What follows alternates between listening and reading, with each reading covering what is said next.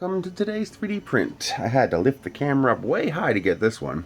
This thing is huge. This is a 350% size increase of the New York City Skyline Apple bottom half made by MakerBot. And this is thing number 179312.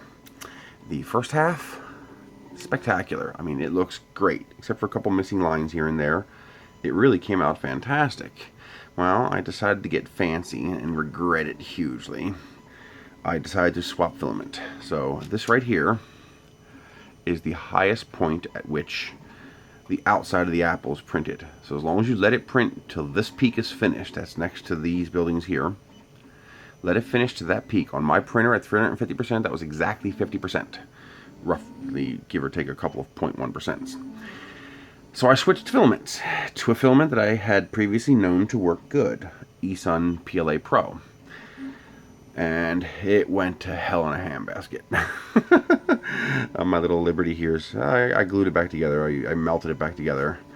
I'm going to try to epoxy coat this and salvage something from this just because it took so much time and so much filament. This is 30 hours. Yeah, it just went to hell. It's just, I had to sit there pushing filament through at times, get the print layers. It just didn't print for crap. Turns out it was a bad stepper motor. The extruder stepper motor just started to die. And when I lightened up the force on the cam enough that it didn't skip and stall, it didn't stall the stepper motor, it no longer had a grip on the filament. And as soon as I tightened it up even a tiny bit more, it would just keep stalling and under extruding. I've replaced the stepper motor and now it's printing perfectly again, so maybe one day I'll retry this. I'm thinking about attempting to cut this off at the red mark and reprint just the buildings and glue them into place. Since I'm going to paint it anyway, you'll never notice the difference. And that'll save me a buttload of filament because the apple itself is fantastic. There's nothing wrong with the apple part, the red part. This is Smart Buy PLA. This is eSun PLA Pro. Do not look at this for the quality. As you can see, when the extruder is working correctly, the eSun PLA Pro is fantastic. It really makes some very pretty prints.